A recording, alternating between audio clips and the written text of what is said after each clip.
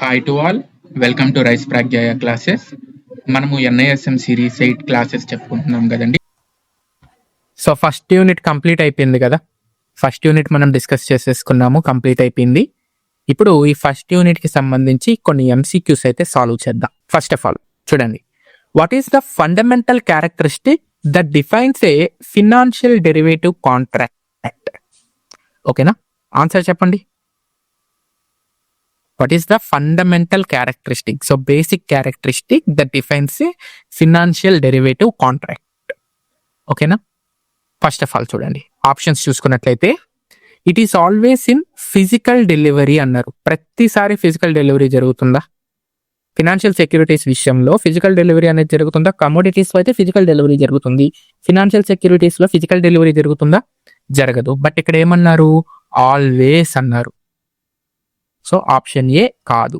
Option B చూడండి, it is a long term investment tool with fixed returns అంటున్నారు. Fixed returns వస్తాయా అసలు derivatives మార్కెట్లో? రాదు. అండ్ లాంగ్ టర్మ్ ఇన్వెస్ట్మెంటా? సమ్ టైమ్ షార్ట్ టర్మ్ కూడా కావచ్చు కదా. ఆప్షన్ బి కూడా కాదు. ఆప్షన్ సి చూడండి, its value is contingent. Its value is contingent, important ఇది. Its value is contingent upon and derived from the price of separate underlying asset. So the value of derivative is depending on the value of underlying asset. ఓకేనా, so derivative value contingent అంటే చెప్పలేము మనం, ఎప్పటికప్పుడు change అయిపోతూ ఉంటుంది. ఓకేనా, fundamental characteristic అంటే ఏం చెప్తాం? Option C. ఓకేనా, ఆప్షన్ డి చూడండి, it represents a direct ownership stake in the underlying company. Direct ownership stake వస్తుందండి డెరివేటివ్ వల్ల? రాదు. ఓకేనా, సో ఫస్ట్ దానికి ఆన్సర్ ఏంటి? Option C. సెకండ్ క్వశ్చన్ చూడండి, which of the following derivative contract is typically customized, carries higher counter party risk and is traded in OTC market? So OTC మార్కెట్లో trade అయ్యేది ఏంటి? OTC market only. ఓకేనా, only OTC market. And contract is customized. Counter party risk కూడా ఎక్కువగా ఉంటుంది. ఓకేనా, ఏడి ఏంటి ఆన్సర్? Option D. ఓకేనా, ఫార్వర్డ్ కాంట్రాక్ట్స్ అనేవి ఓటీసీ మార్కెట్లో ట్రేడ్ అవుతూ ఉంటాయి అన్నమాట. ఓకేనా, నెక్స్ట్ చూడండి, third question, the price at which underlying asset can be bought or sold by holder of an option contract. So option contract లో holder of the option by or sale చేసే price ఏమంటారు? Option contract ఏ విధంగా ఉంటుందని చెప్పానండి. ఇప్పుడు ABC limited share 500 ఉండేటప్పుడు మనం options లోకి వెళ్ళాం. ఓకేనా, 10 రూపీస్ ప్రీమియం పే చేస్తాను. ఓకేనా, 1 మంత్ వ్యాలిడిటీ తీసుకోండి. 10 రూపీస్ ప్రీమియం పే చేస్తాను. ఈ 1 మంత్ లో ఎప్పుడు ఇచ్చినా కూడా నాకు 500 రూపీస్కే షేర్ ఇవ్వాలి. ఈవెన్ దో షేర్ ప్రైస్ 550 అయినా 580 అయినా. ఒకవేళ షేర్ ప్రైస్ 420 అయ్యింది అనుకోండి, 420 ఆర్ 450 అయ్యింది అనుకోండి, నేనేం చేస్తాను? రైట్ ని ఫార్గో చేసేసి మార్కెట్ వాల్యూ కొనుక్కుంటాను. ఓకేనా, ఇప్పుడు ఇక్కడ ఏమడుగుతున్నారు? హోల్డర్ ఆఫ్ ద ఆప్షన్ కి బై ఆర్ సేల్ చేసే ప్రైస్ ఏమంటారు? ఈ ప్రైస్ ఏమంటారు అని అడుగుతున్నారు. ఏమంటారని చెప్పాను? స్ట్రైక్ ప్రైస్ అంటారు. Strike price or exercise price అని ఎందుకు అంటారు? ఎక్సర్సైజ్ ఆఫ్ ఆప్షన్ ఉంటుంది కాబట్టి. ఓకేనా, సో ఆన్సర్ ఏంటండి? Option D. ఓకేనా, next fourth question, a market participant who enters into derivative contract primarily to reduce or offset an existing risk exposure. Risk ని తగ్గించుకోవడానికి ఎంటర్ అయ్యేవాడు. వాళ్ళని ఏమంటారు? హెడ్జర్ అంటారు. ఓకేనా, so hedger uses derivatives to transfer or minimize the risk. ఓకేనా, ఏమంటారండి? హెడ్జర్ అని అంటారు. స్పెక్యులేటర్ ఆ ట్రేడర్ కాదు. ఎందుకు? ఈయన రిస్క్ ని పెంచుకొని రిటర్న్స్ ని పెంచుకోవాలనుకుంటారు. ఆర్బిట్రేటర్ ఏంటి? సేమ్ టైం 2 డిఫరెంట్ మార్కెట్స్ లో ఉండే ప్రైస్ వేరియేషన్స్ ని బేస్ చేసుకొని ప్రాఫిట్ ని పెంచుకోవాలనుకుంటాడు. సో హెడ్జర్ ఏమనుకుంటాడు, ఎప్పుడు కూడా రిస్క్ ని తగ్గించుకోవాలనుకుంటాడు. ఓకేనా. సో వీళ్ళందరూ ఎవరు, యూజర్స్ ఆఫ్ డెరివేటివ్స్.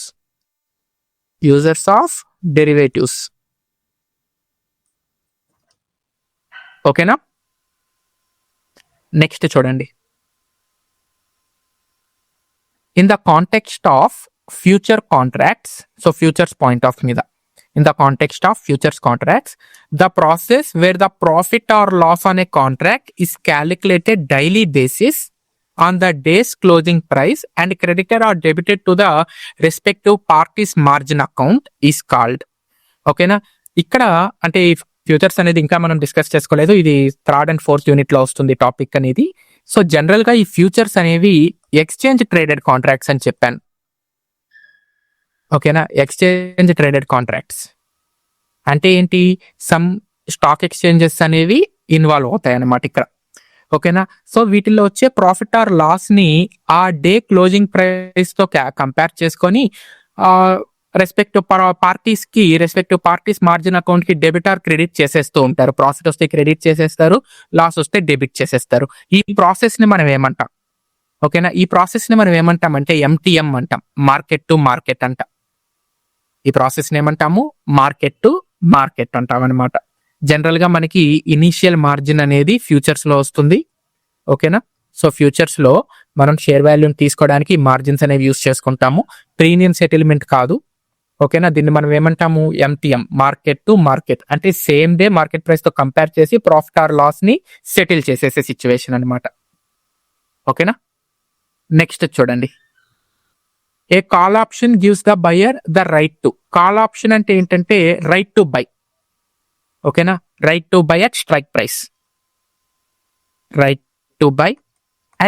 ప్రైస్. ఓకేనా.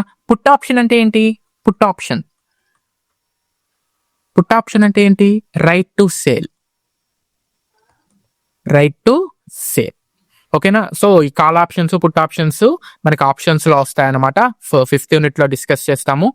ఓకేనా. సో కాల్ ఆప్షన్ అంటే ఏంటి, by the underlying asset at strike price. ఓకేనా. మనం ఆప్షన్ ఎక్సర్సైజ్ చేస్తున్నామంటే స్ట్రైక్ ప్రైస్ కి షేర్ ని కొంటున్నామని. ఓకేనా. నెక్స్ట్ చూడండి, which of the following best describes the money paid by buyer of an option contract to the seller for granting the right to buy or sell. ఓకేనా. So right to buy or sale అప్పుడు options లో starting లో pay చేసేది ఏంటి, ఓకేనా, initial payment made by the option contract ఏంటి, ఏమంటాం, premium అంటాం. ఆప్షన్ ఏమంటాం, ప్రీమియం అంటాం. ఆప్షన్ లో పే చేసే ఇనిషియల్ వాల్యూని ఏమంటాం, ప్రీమియం అంటాం. అదే విధంగా ఫ్యూచర్స్ లో పే చేసే ఇనిషియల్ వాల్యూని ఏమంటాం, మార్జిన్ అంటాం. Next question, the term used when the price of future contract is higher than the current spot price. Okay, now price of futures contract is higher than the current spot price.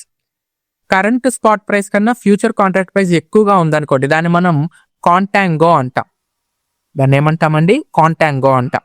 బ్యాక్వర్డేషన్ అంటే ఏంటి, reverse అనమాట. Future price is below the spot price. ఓకేనా. So future price is above the spot price అయితే future price above the spot price అనుకోండి, దీన్ని మనం contango అంటాం. అలా కాకుండా spot price above the future price అయితే బ్యాక్వర్డేషన్ అంటాం. ఓకేనా. నెక్స్ట్ చూడండి, in Indian equity derivatives market most stock and index futures contracts are settled through which method. ఓకేనా. ఇండియాలో అయితే క్యాష్ సెటిల్మెంట్ ఎక్కువగా జరుగుతూ ఉంటుందండి. ఓకేనా. ఇండియాలో అయితే క్యాష్ సెటిల్మెంట్ ఎక్కువగా జరుగుతూ ఉంటుంది. సో దీని గురించి కూడా ఫర్దర్ గా మనము డిస్కస్ చేసుకుందాం. నెక్స్ట్ చూడండి, what is the primary function of clearing corporations, ఇందాక డిస్కస్ చేసుకున్నాము, in exchange traded derivative market. So exchange traded derivative market లో clearing houses or clearing corporations function ఏంటి, ఓకేనా, ఏంటి, బ్రోకర్స్ ని మెంబర్స్ ని రెగ్యులేట్ చేయాల్సిన అవసరం లేదు. వీళ్ళు ఏం చేయాలి అంటే గ్యారంటీ సెటిల్మెంట్ ఇవ్వాలి. So clearing houses are meant for guarantee settlement. So option C. ఓకేనా. ఇదండి ఈ 10 MCQs. మనకి ఫస్ట్ యూనిట్ కి సంబంధించి కొంచెం రిలేటెడ్, అంటే ఇంకొంచెం మనకి అడ్వాన్స్ టాపిక్స్ ఉంటాయి. నీకు తెలుసు కదండి, ఫస్ట్ యూనిట్ కి సంబంధించి వెయిటేజ్ తక్కువే. ఓకేనా? సో వన్స్ మనము ఒక 4-5 యూనిట్స్ అయినా కంప్లీట్ చేసుకున్నట్లయితే ఈ MCQs ని మనం ఈజీగా పెట్టేసేయగలం. ఓకేనా? సో మనకి ఎగ్జామినేషన్ లో కూడా ఇదే విధంగా అడుగుతూ ఉంటాడు అనమాట MCQs. ఓకేనా? అర్థమైందా?